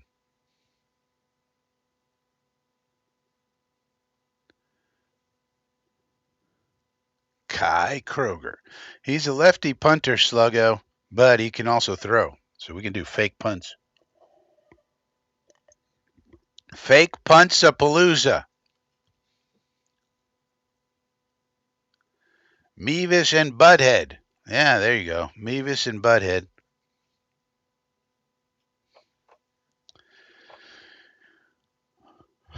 Bartlett could be known to Sauce. Well, let's look up Jared Bartlett next. shall we, since it was brought up? I don't know anything about it, but I had him on the roster somehow. Jared Bartlett. Oh, he's from Cincinnati. Cincinnatus. Jared Bartlett signs with Jets as UDFA. Cincinnati Bearcats linebacker Jared Bartlett signs with the New York Jets as UDFA. Bartlett spent last year 6'2", 237. Very versatile, can play inside and outside, this article says. Last season had 69 tackles and 7.5 sacks. With his skill and athleticism, he will have a strong chance at being a New York Jet in 2025. But this comes from a Cincinnati Bearcat thing. So maybe, I mean, with these guys, you never know. If he does, that would be fantastic. He had 7.5 sacks.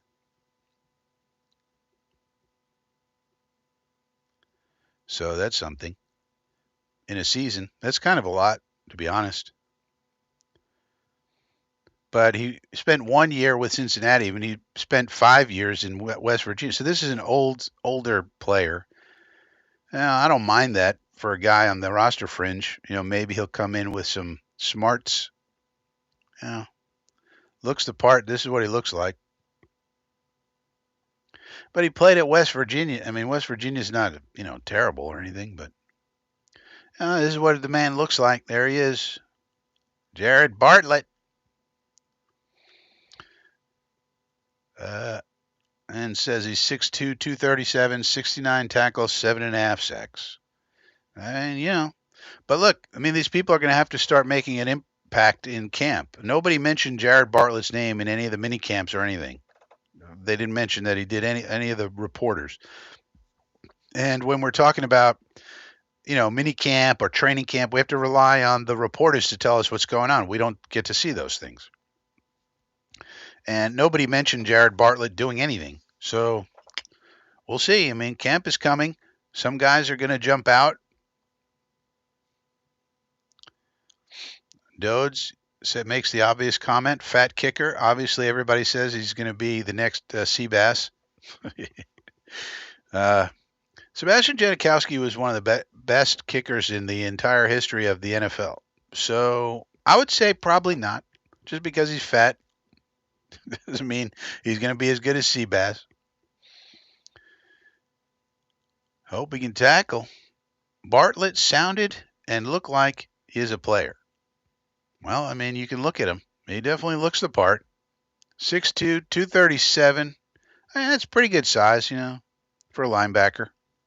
They said he played inside and outside linebacker. We'll see. What I would say is the linebacker 3 job is open. You know what I mean? Like, that's an open spot. It's like open competition.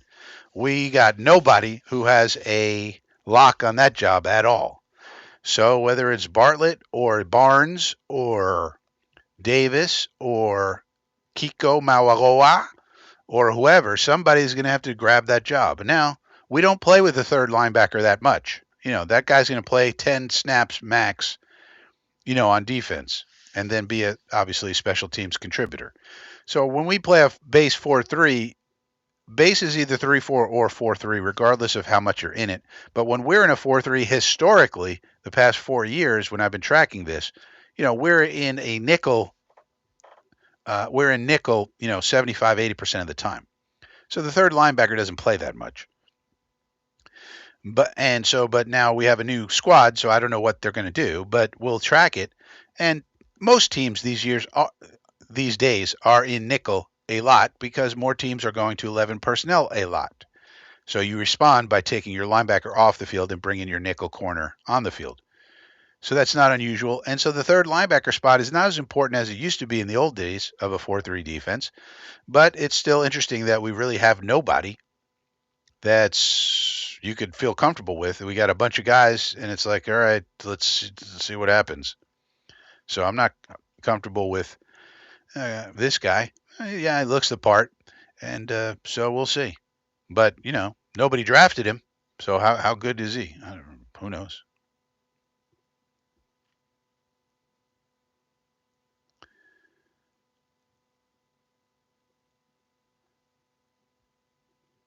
Maybe me. Yeah, put Mevis at defensive tackle.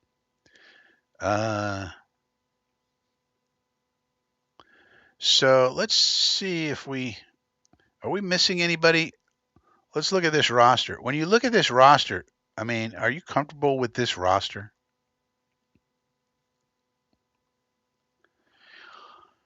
I mean,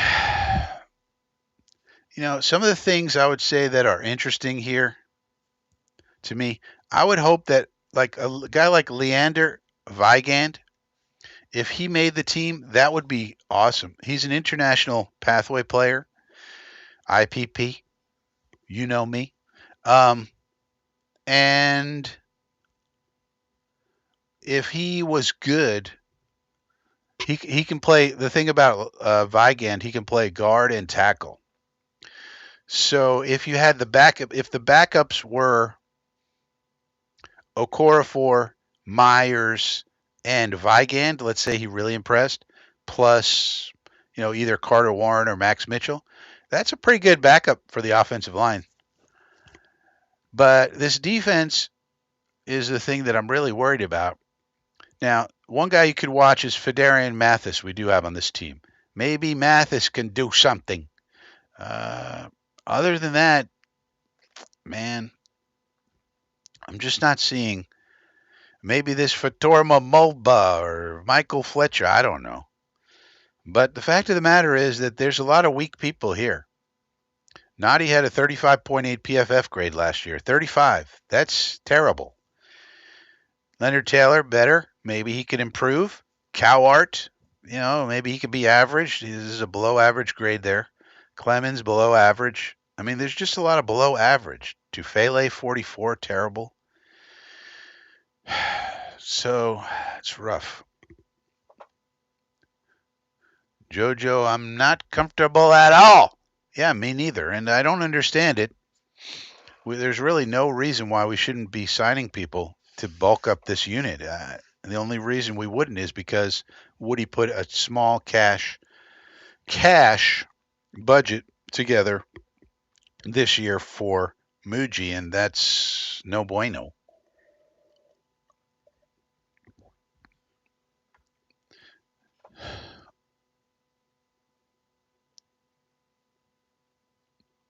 For a rebuild, I'm fine with this roster, Dode says. Yeah, but they told us they were going to compete. This is not a rebuild. So you're saying they lied, Alan.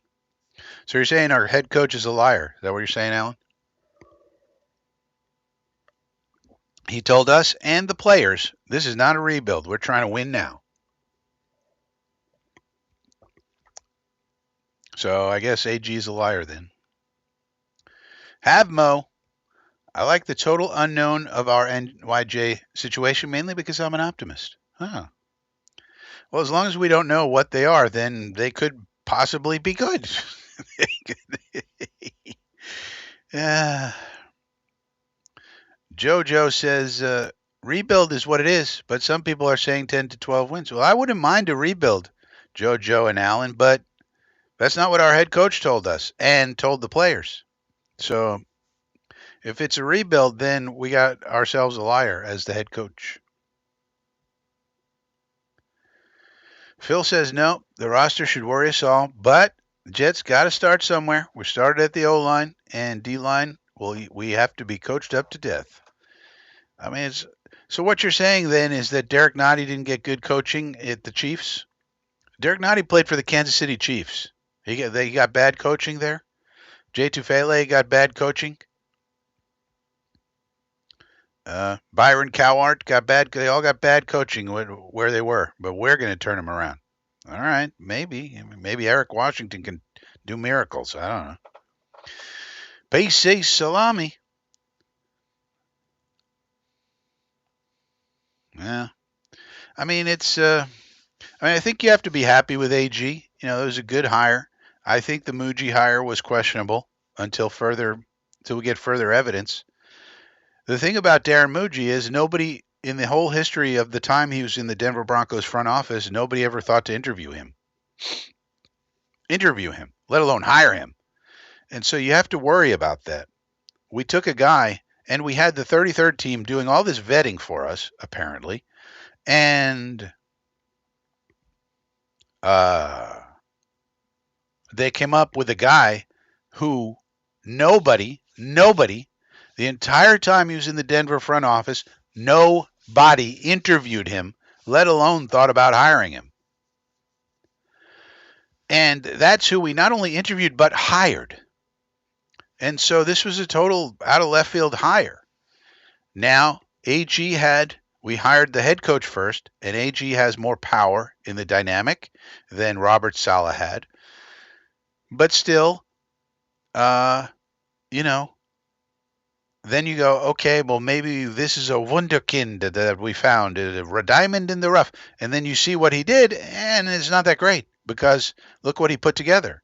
And you have the coach saying, no, it's not a rebuild, not a rebuild. We're trying to win now.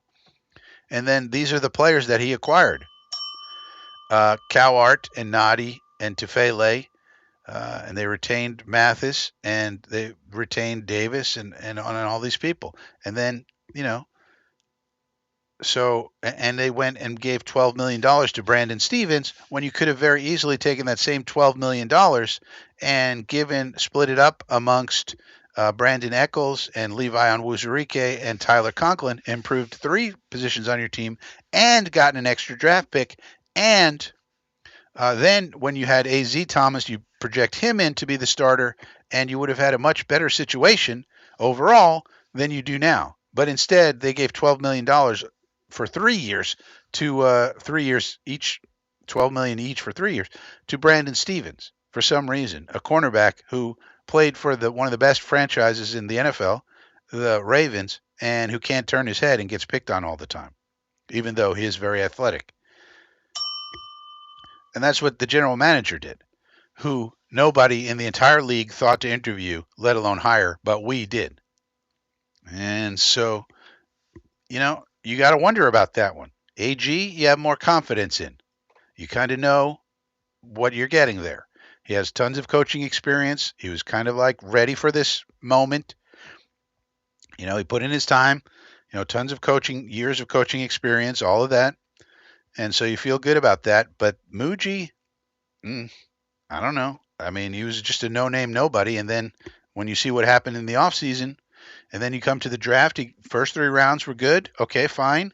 And you want to say Arian Smith is a reach, but he plays a role. We needed that speed. Okay, but then, we're trading up to get guys that aren't very highly rated, like Mauagoa and Tyler Barron.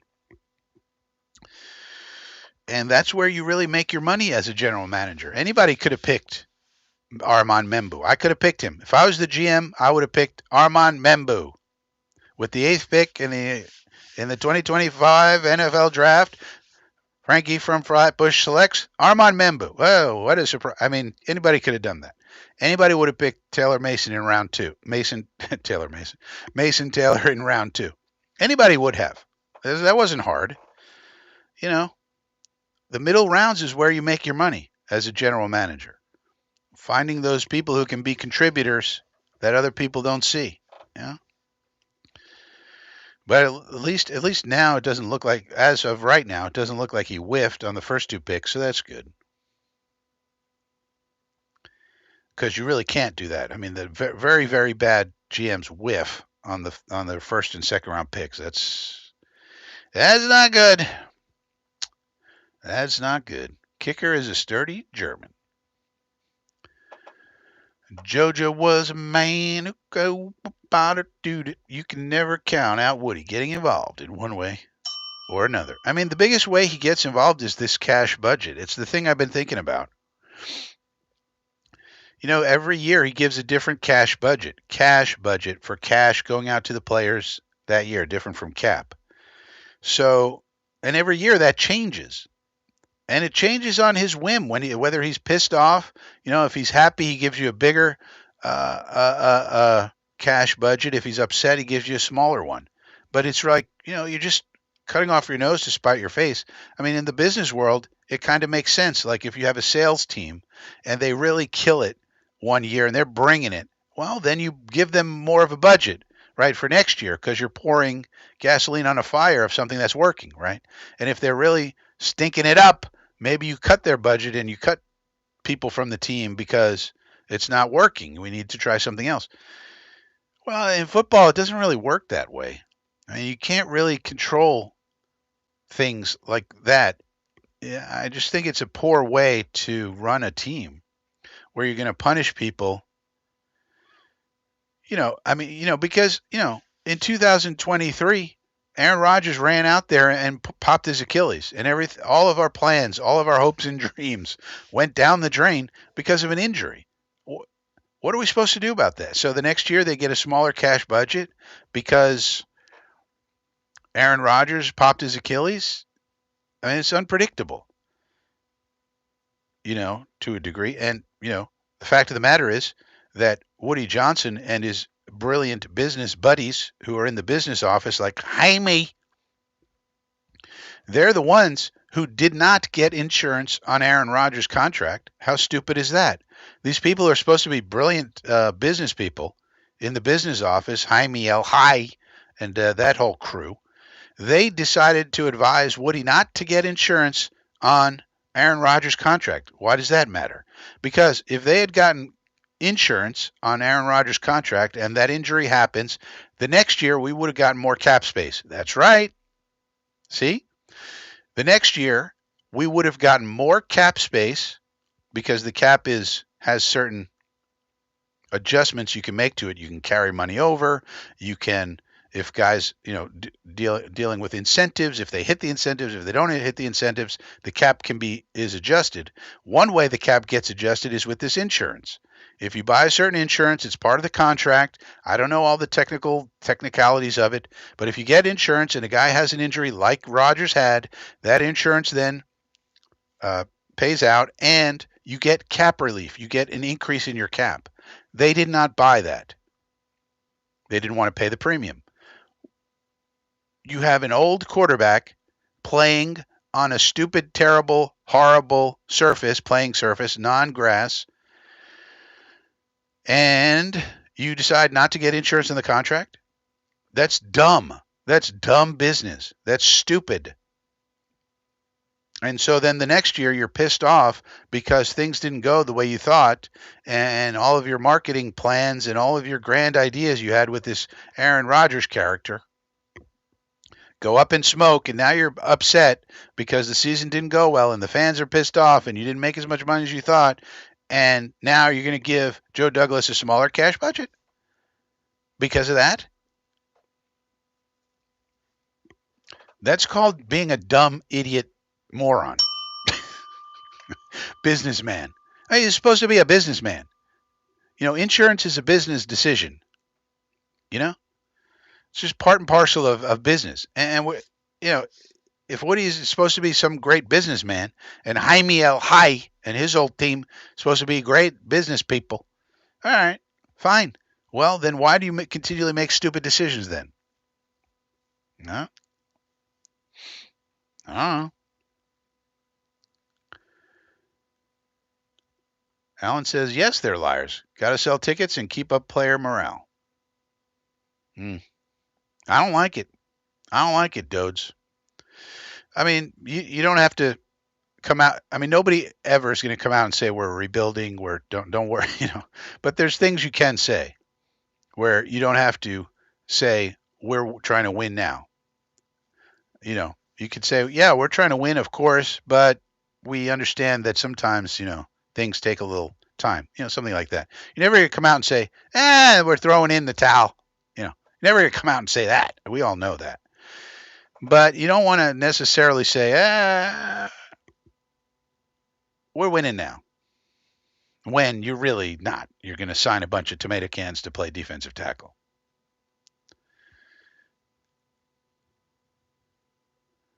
Todd says, we have a guy that has competed in strongman I think that's Leander Weigand. This dude is strong as hell.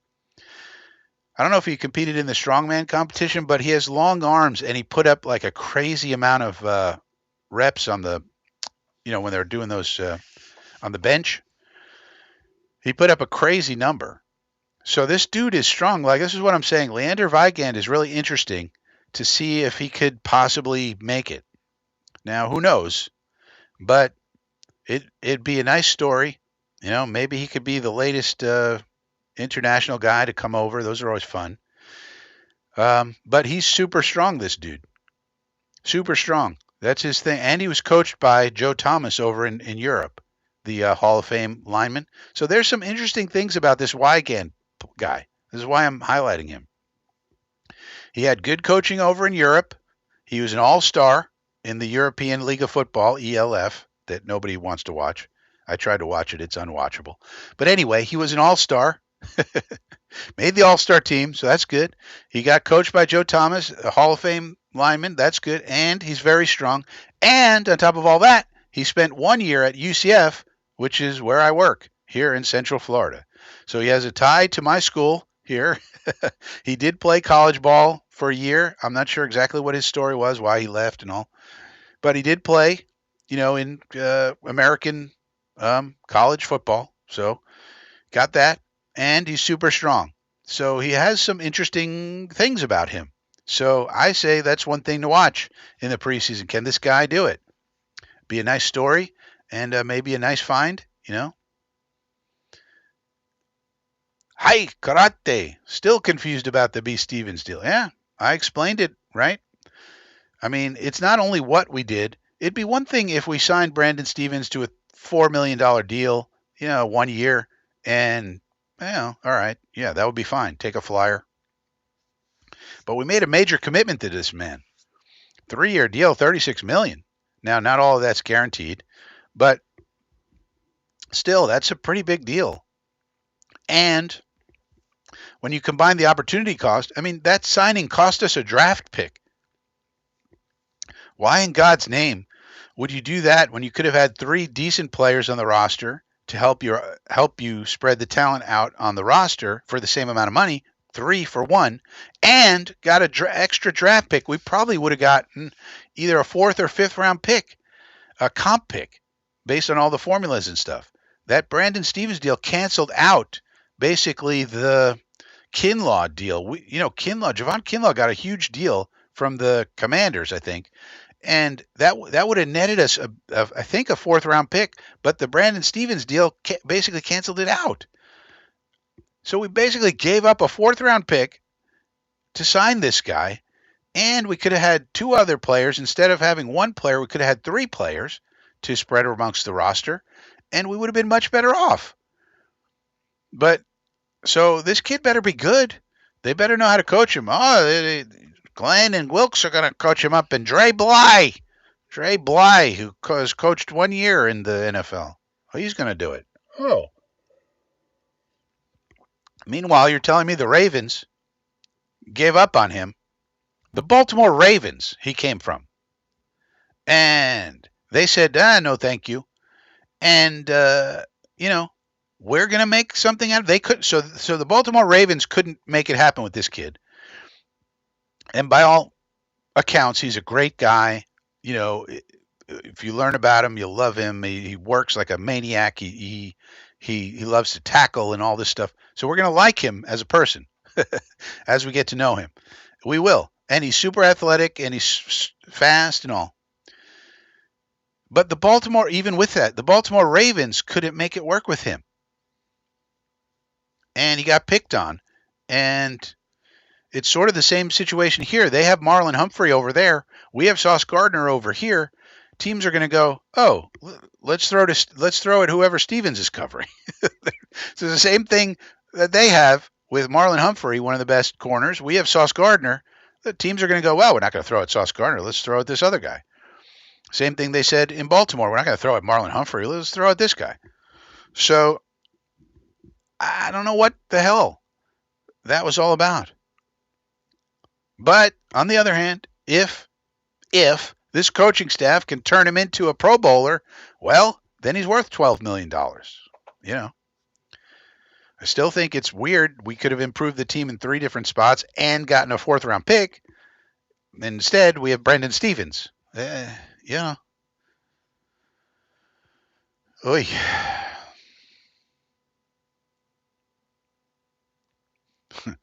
Sluggo. Wonder if Woody has to run player signings through Johnson & Johnson board members. Well, since he's not involved with Johnson & Johnson at all, I would doubt it. Remember, Woody Johnson is not involved with Johnson & Johnson at all. He did get his inheritance from obviously from the money that his parents made from starting Johnson and Johnson. So he got his big nut of an inheritance from that. But aside from doing, I think he did like an internship one summer working there. He does not work there now, and really has not ever worked there except for a little bit of an internship that he did, I think, when he was a youngster. Right. So Alan's correct. Hey, at least somebody recognizes that I'm great at nicknames. I often think, boy, am I funny with these nicknames, but other people don't recognize it. So I'm glad Havmo finally recognizes I'm like the king of the nicknames. All right, see you later, Dodester. At least we have Brick taking over. Well, what we should really hope is that Christopher maybe can be better than Woody. What we've heard about Christopher, he is more of a people person. We've heard Woody is not much of a people person, which kind of bad when you're in the position of Woody when you have that much money.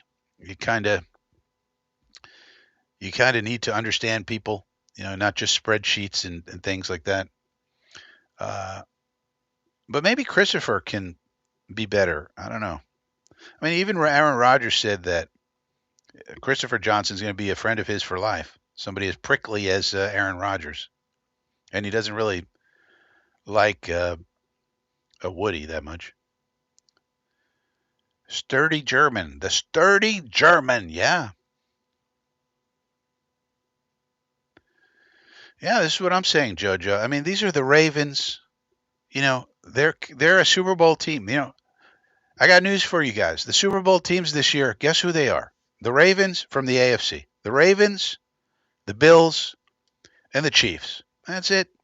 Those three are the best team. There might be a fourth team that emerges that's, surprising. Those are your teams, and they're going to be those teams for the foreseeable future. They have elite quarterback play, and their organizations are solid, and so, it's going to remain that way for the foreseeable future. Everybody else is trying to get up to their level, So, yeah, the Ravens did have a lot of trouble in their defensive backfield for a large part of last year. They had some problems at safety. They had some problems who's going to play nickel, who's going to play free safety.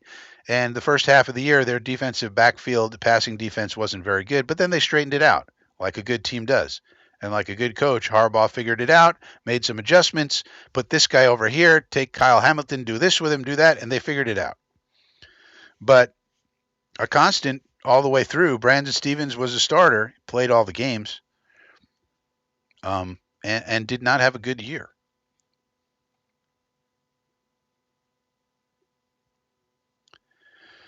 King of wordsmithing. Yeah, let's hope so. All right, so that'll do it for today. We're going to do I think what I'll do is I'll try to do the green and white scrimmage. Even the green and white scrimmage is at 8:30 a.m., though. If you remember past years, the green and white scrimmage used to be at nighttime. I think they're doing that even at 8:30 a.m.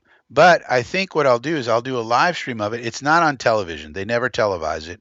But I'll have a stream of all the beat writers, and I'll just kind of read out maybe what the beat writers are saying. So that's the green and white scrimmage. And then all of the preseason games, we'll do those. And coming up on this channel, we'll be doing more content now that we have more time to do so. So look forward to those. So please give a like to this video as we exit for the day. And subscribe to the channel. Why not? Subscribe to the old channel. We're trying to get up to 1,000 subscribers. We got a long way to go. But we can get there. And if you'd like to chip in a few bucks a month, check out the membership tiers. We got the inner circle. We got the inner square. We got the inner triangle. Whatever works for you, we got a level for you. And I would appreciate it. And with that being said, I will see you guys